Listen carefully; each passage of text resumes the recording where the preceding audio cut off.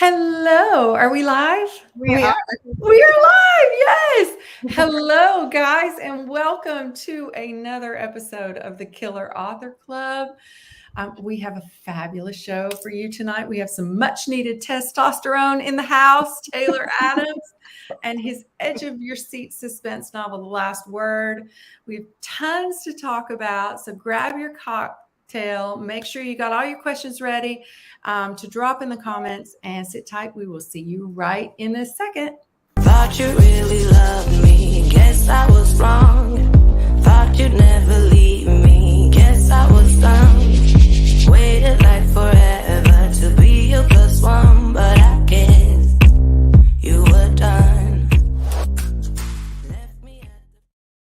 Hello and welcome back. I am Killer Kimberly. We got Killer Heather, Killer Kara. We are the founding members of the Killer Author Club, and we are thrilled to have Taylor Adams in the clubhouse. We are here to talk about his fantastic The Last Word, a book of the month pick. So make sure to drop your questions for him in the comments, and we will be asking as many as we can get to of our killer guest.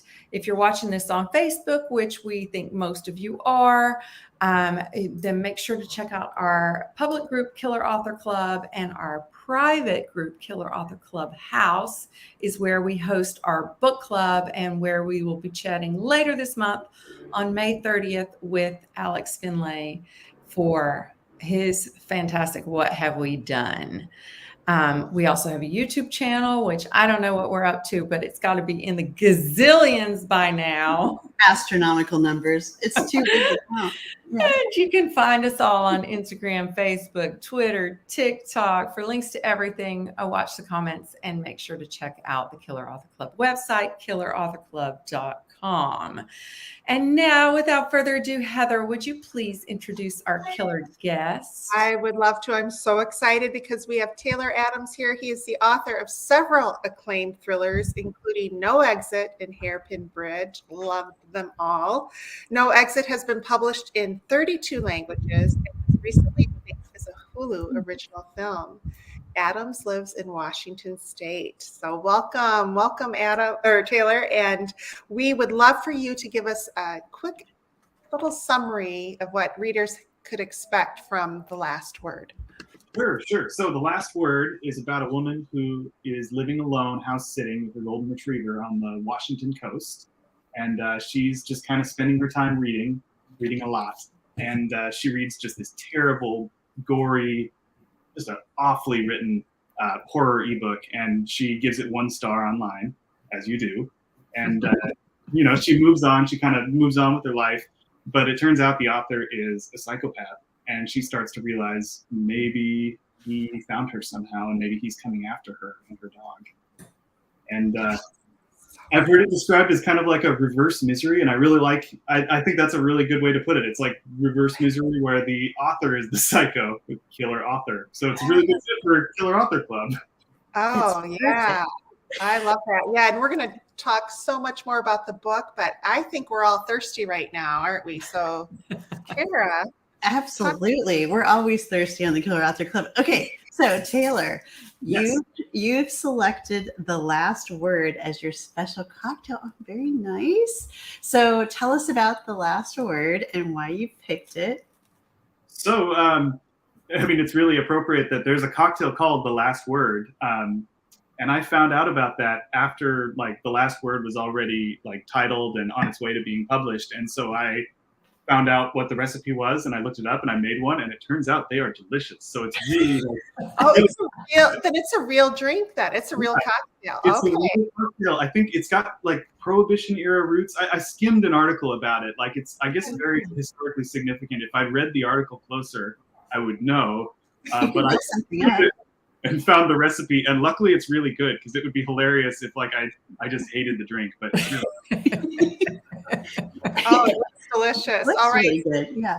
I have to say cheers.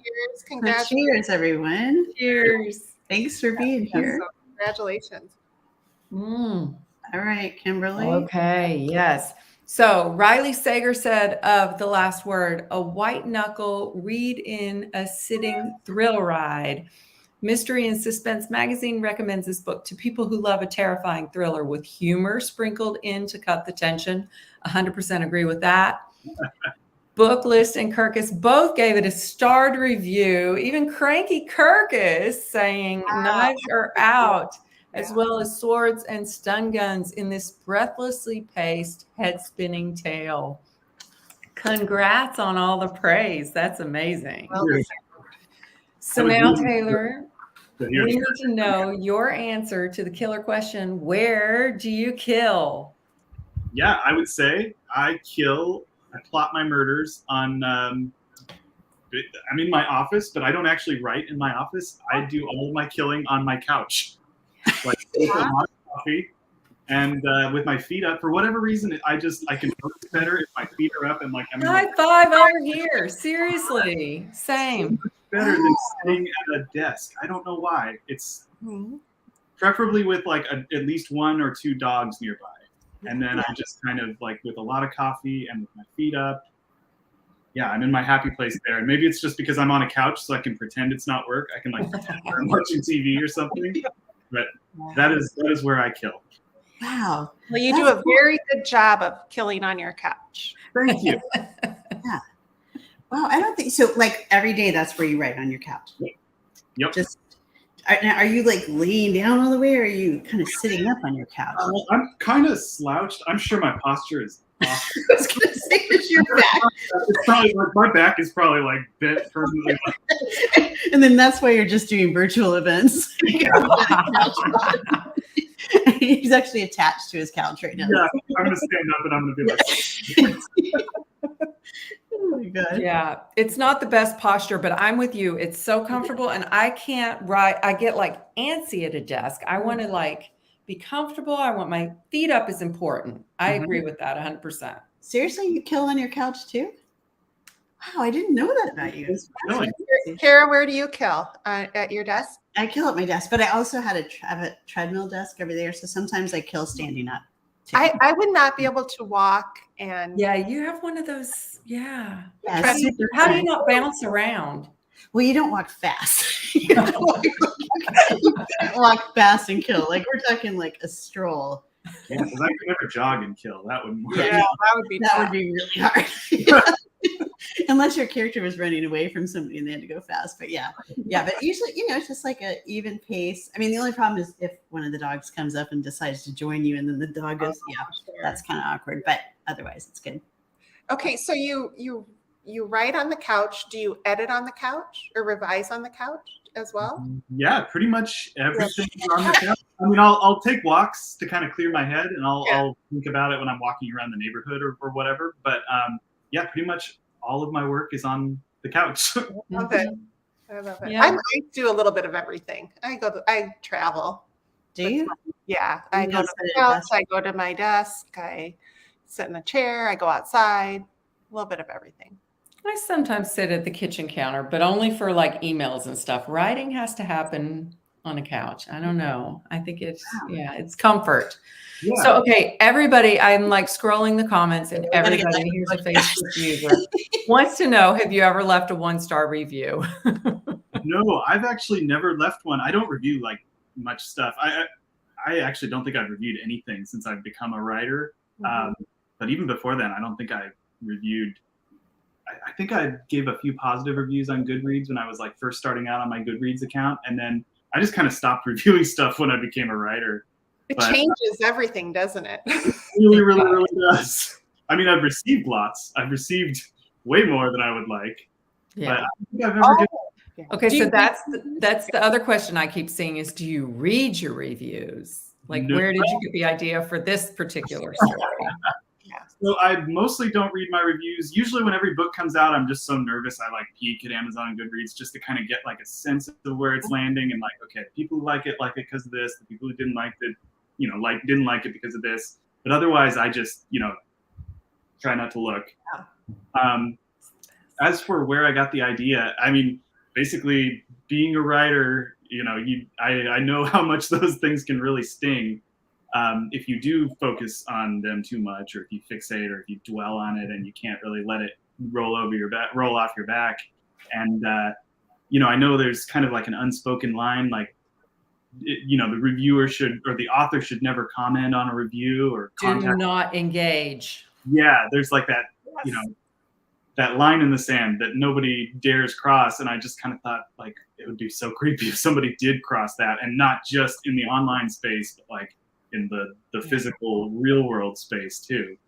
It was just perfect. It was just like when I got to that part about the review and her comments and their exchange back and forth. It was perfect. It was. I giggled out loud. Yes. Very good. Very good. So you don't read your reviews. Do you like the trade reviews? Do you ever read those? Like the big those. And yeah, I do read those. Those are scary. Like my heart always does like a backflip in my chest when I get an email like, "Oh, your Kirkus came in." Like, yeah, that's a big one. Yeah. Our publicist, Heather, and I have the same one. Yes. He's really good at saying, here's a great, or Kirkus had some great things to say, or here's a nice one. He prefaces it. So when you open it, kind of what you're expecting, but you're right. That's always like, yeah, totally. Yes. Those are scary. Yeah. Okay, can we talk about setting? Yes. Why is the coast of Washington such a great setting? So, I mean, it's not too far from where I live. I know today is not a very good example because it's just beautiful out there right now. Yeah. It's not always like that in Washington. And particularly our beaches, we've got really pretty beaches, even though it does rain quite a bit. Like they're really gorgeous. And we go to the beach pretty often. We love to take the dogs to the beach. There are a few little towns that were in my head when I was making this fictional beach, like Long Beach in Washington or Westport or Cannon Beach. I kind of took little bits and pieces from all of those places and basically invented a beach that there's kind of like a rough idea of where it is on the Washington coast, but it's kind of like around Westport. Yeah, it was the perfect setting for it. Isolated and just so atmospheric. You brought the reader right to where the characters were. Yeah, I wanted something that felt like, on one hand, really kind of pretty. To imagine it, it's pretty when you imagine it, but in the other hand, it's it's cold and it's drizzly and it's kind of oppressive in its own way, and it might be foggy, it might be really eerie and kind of feel like kind of purgatory almost. Yeah. We were talking before we went live about how, and we were talking about No Exit, and I see a lot of people in the comments. Oh, wait, where'd it go? Here, No Exit, talking about No Exit, how much they love No Exit. But you like those kind of settings, like the remote, the weather heavy, where the weather is almost like a plot device, right? Totally. It's almost like a character, or it's like an external force that's pushing against the characters and forcing them to make the decisions they make. Yeah, I love a good setting in a thriller. And I've noticed, like, when I do put a story together, like me figuring out the story and me figuring out the setting, they're always figured out at about the same time and kind of inseparable. Yeah. So are you a plotter or a pantser? I am definitely a plotter. I pants a little bit, like maybe on each draft, I'll kind of like wing it a little bit, but I'm never far from an outline, and I outline a lot. Gotcha. And is that done on the couch as well? Yep. Oh, yes. Everything's done on the couch. Everything's on the couch. Okay, all right. I'm surprised I haven't just like worn a hole in that couch. I know. Same spot. That's a lot of things to get done on the couch, but good for you. So you do a heavy outline ahead of time. And so does it take you longer to outline, or does it take you longer to actually compose and draft the book? I would say, probably the writing of the book, which I try to hold myself to 2,000 words a day once I'm doing a draft. So I definitely spend more days writing, but I'm also outlining like in between drafts. I sometimes go back to my outline when I'm working on the draft to like move stuff around. Like the outline is always, it's like my map, and it's never too far. Yeah. Have you ever gone back at the end and like looked at your outline, your initial outline, and see how far you are away from it? Or do you stray a lot? Sometimes, yeah, and sometimes too. I've noticed with like the first few drafts are always so unpleasant to write because I always feel lost, and even with an outline, I'm like I don't know what I'm doing. This could all be a placeholder. So usually when I'm in a first draft, if I decide halfway through that I'm like, no, I need another character here, I'll just start writing. I'll keep writing from that point forward with that character in the mix, and I'll fix it later when I start the second draft. Like you're good. Yeah. That's what everybody tells you to do, to just keep forward momentum. But I have to go back and fiddle and fix. And so how long does it take you to do a draft? If I can stick to 2,000 words a day, which that's not always, I don't always manage that. But if I can, it's about 2 months for about a 60,000 word draft. Yeah. I'm jealous of that. That's good. But I mean, because this book was complicated. You had a lot of moving pieces, and you had a book in a book, essentially, right? So that was one of my questions for you. Like, how do you without an outline, how would you even do that? You'd probably have to write it in chunks and then piece it together, or how did you go about that? Yeah, I mean, for this book, I did my usual many outlines. I did a lot of like I would have the author's manuscript. I think I had the manuscript in italics, so I could easily tell those parts apart on the outline. I think I had other things in bold. Like I've slowly picked up like different tricks to try and like make the outlining process like as clear as possible when I've got multiple timelines or multiple characters. Things that have all got to line up. Yeah. And it all has to read and make sense at a glance. Right. So slowly picking up more tricks. Now I'm using a lot more colors, like font colors. I'll have like red and blue. Do you use like just a Word doc, or do you do a spreadsheet? All Word documents. I don't know how to use Excel. I've never been good at Excel. I did not figure out Excel. Ask them. I like delete blocks on our schedule. I'm like, oh my god. Right? Yeah, I can't even do Excel formulas. Like somebody tried to teach me once, and it just nope. No. No, I don't want to learn. I don't want to learn.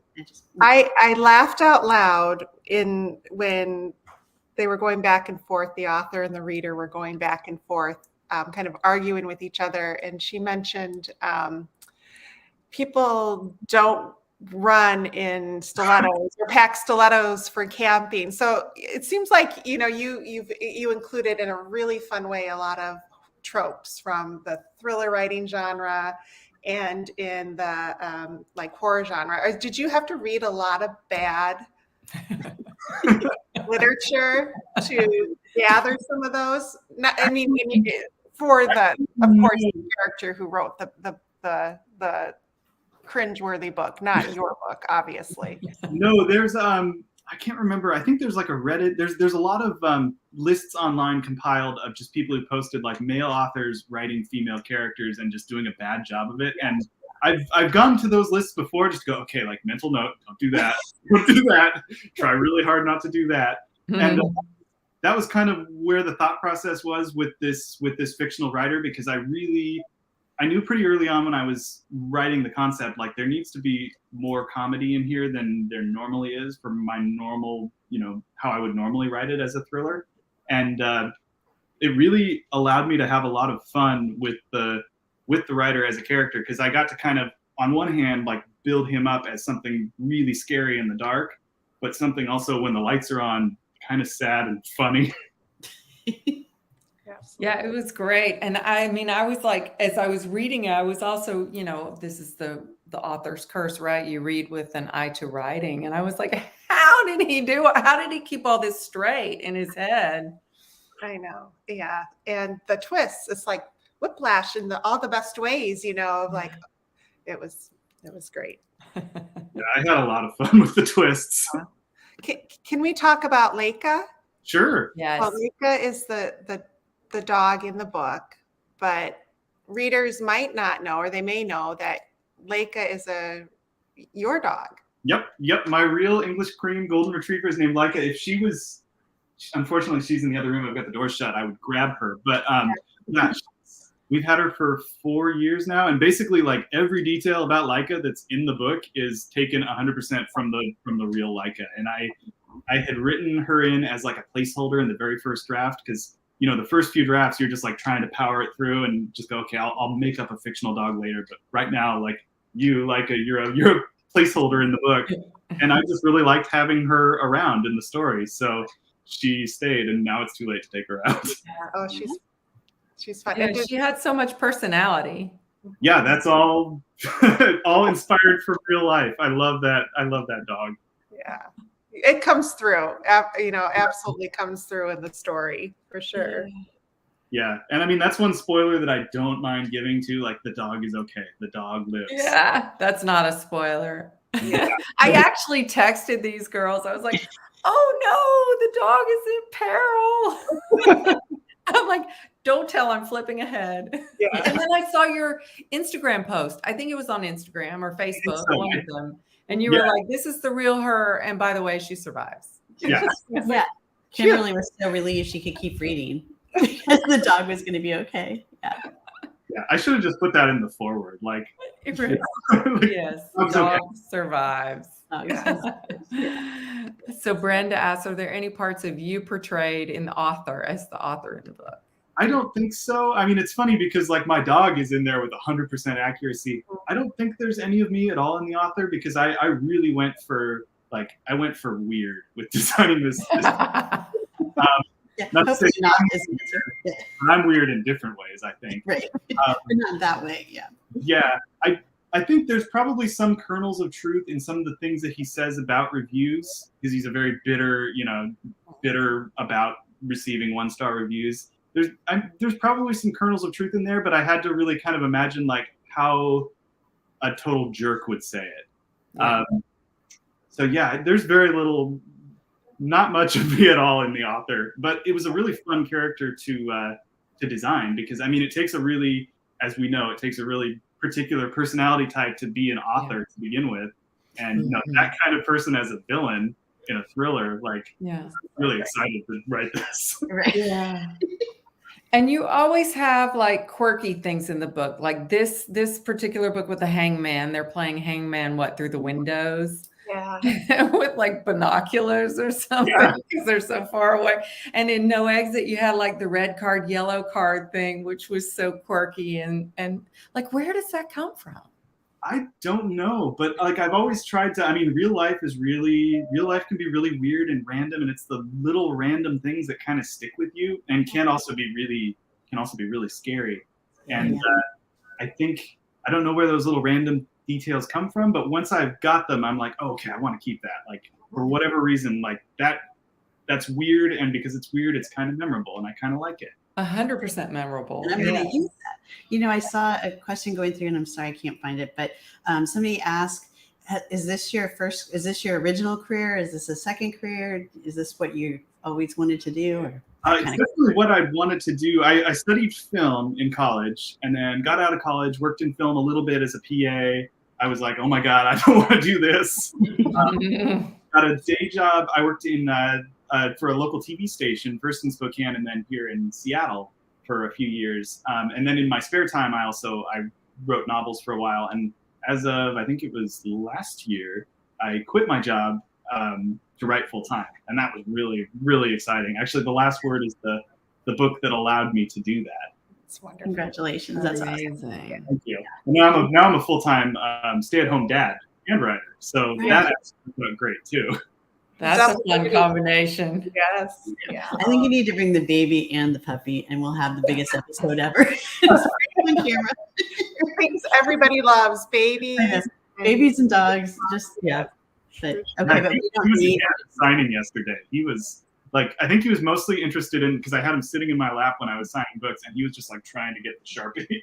Oh, that's so cool. Cute. So good. Well, everybody is like clamoring to get their hands on this book. So you were kind enough to give away one copy of The Last Word. Okay, so one lucky winner will have a chance to get it. All you have to do is answer this question about our killer guest, and we will pick from the correct answer. Bonus points for joining the club or subscribing to our YouTube channel. So please do that. So in the last word, the dog, to who we reiterate is unharmed, is named what? So what is the name of the dog in the book and the name of Taylor's dog as well? And we will take either or spelling, because Oh. I think it probably could be spelled in a number of ways. Yes. So, because it's a Russian word, so it might translate in different ways. Yeah. Does it have a meaning? What does it mean? Do you know? So it's a really sad story. It's the first dog in space. It was the first. Oh yeah.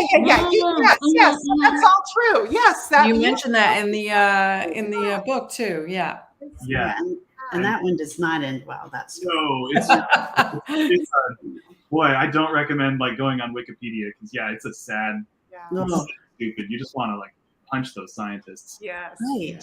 No Right. kidding. Send a stuffed animal or something. Good grief. Yeah. All right. Okay. So on that happy note, this is better. All right. So the Killer Author Club loves independent bookstores and appreciate your support of them. So Taylor, you selected Edmunds Bookshop in Edmonds, Washington as your favorite indie. So tell us why this bookstore is so special to you. They're just an awesome place. I did a signing there a couple years ago, I remember. And they're kind of on this little downtown area in downtown Edmonds, really close to the waterfront, close to where you get on the ferry, and they're just a great store. Oh, that's awesome. Yeah, I mean, there's something like it's so special. Like again, settings of local bookstores, and then how they tie into the community and everything.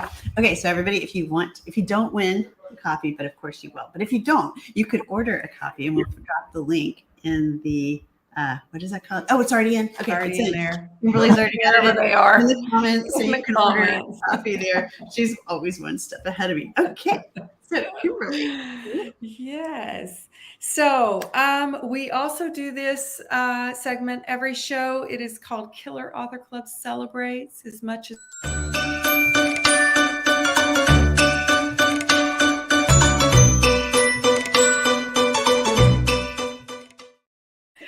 It's an aggressive segment. We'd love to invite every amazing killer author to be featured on our shows. We only do this officially every other week, but sometimes every week.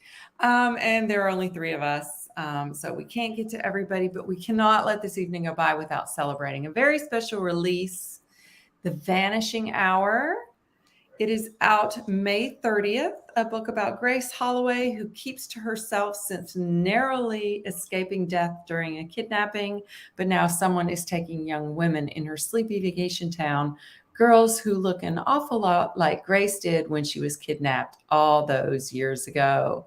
Congrats to Serafina Nova Glass. Make sure to check out that book wherever you buy your books and give her a pre-order. I know you'll love it. Yes. And membership has its privileges. So every episode, we choose a name from the Killer Author Clubhouse to win a piece of KAC swag. So Kara is modeling for us right now. So t-shirts, mugs, candles, totes, hats, all of which can be found at killerauthorclub.com. And so we have a winner tonight, and that winner is, congratulations to Joan Barth Steffen. You are the winner of the Killer Swag. So please contact one of the killers, and we will get that off to you ASAP. Awesome.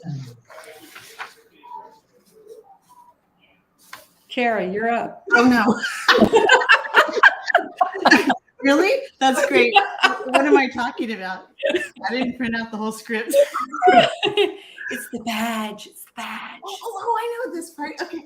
Guess what, Taylor? This is the huge part of the show where we award you the official I Survived the Killer Author Club badge. Oh, cool. We will send this to you. You can wear it on your face. You can put it on your couch, on your spot. Yeah. And nobody else will sit on your spot. You will have your badge there. But seriously, we really appreciate you coming on the show, and congratulations on all your success in the book of the month. And really, congratulations and thanks for being here. Thank you Thank so you much. so much. This was so fun. I really appreciate it. Thank you. Good. Next time the baby must appear, though. Yes, and the dog. And the dog. Babies Yeah, and that's dogs. certainly We want them prerequisite. all. Yes, we do. Gosh. All right, nice. you guys, that does it for tonight's episode. Thanks to everyone for tuning in. And thank you, Taylor, again for being here. We are back 1 week from tonight, same time, same place, with the dynamic sisterly writing duo Liv Constantine, 2 sisters, 1 pen name.